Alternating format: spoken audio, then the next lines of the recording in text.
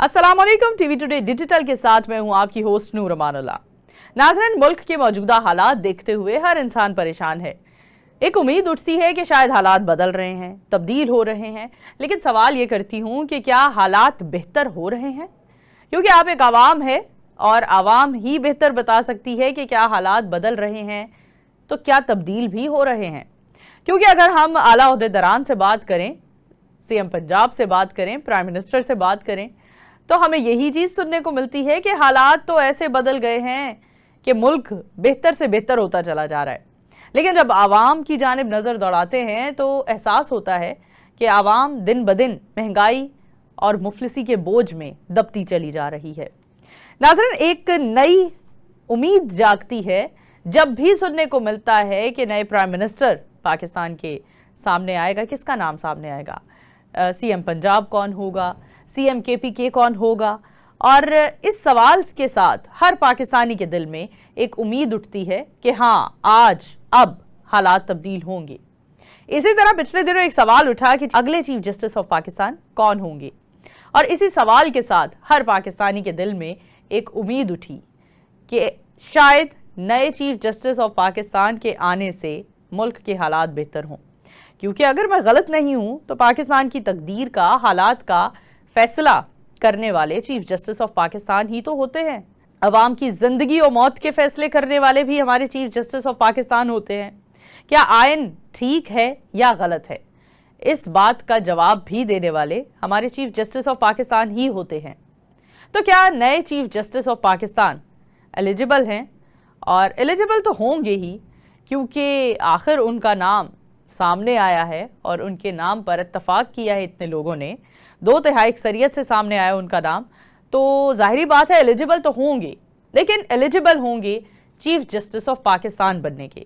सवाल ये करती हूँ कि क्या वो हमारे आपके हालात तब्दील करने के लिए एलिजिबल हैं?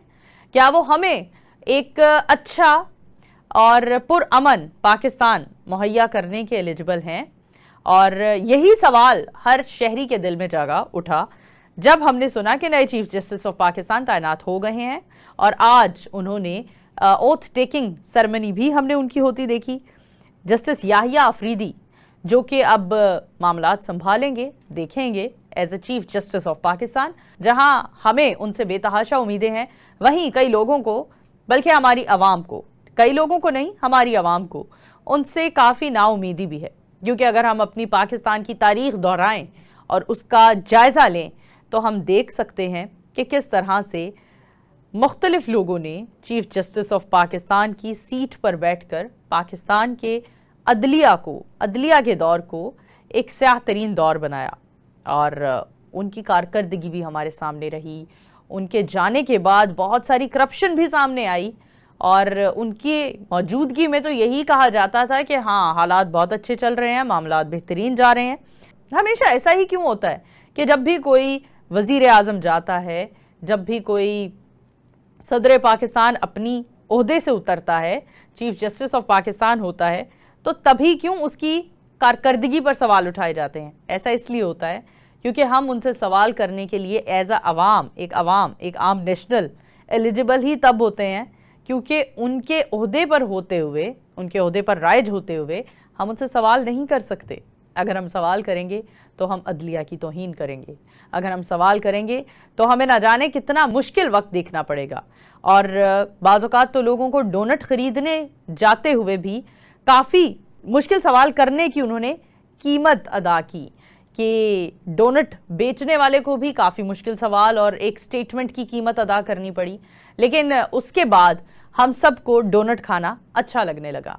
शायद हम लोग पहले डोनट इतने शौक से नहीं खाते थे, लेकिन उसके एक स्टेटमेंट के बाद हमने डोनट सभी ने शौक से खाना शुरू कर दिया, क्योंकि उसने एक स्ट्रैटेजी को फॉलो करते हुए, उसने अपने टैक्स पर सवाल उठाते हुए, जो टैक्स वो हर चीज़ पर पे कर रहा था, आटा, चीनी, गंदम, पेट्रोल, उस पर उसने सवाल उठाते हुए उसने एक स्टेटमेंट दे दी, जो स्टेटमेंट नागवार गुजरी।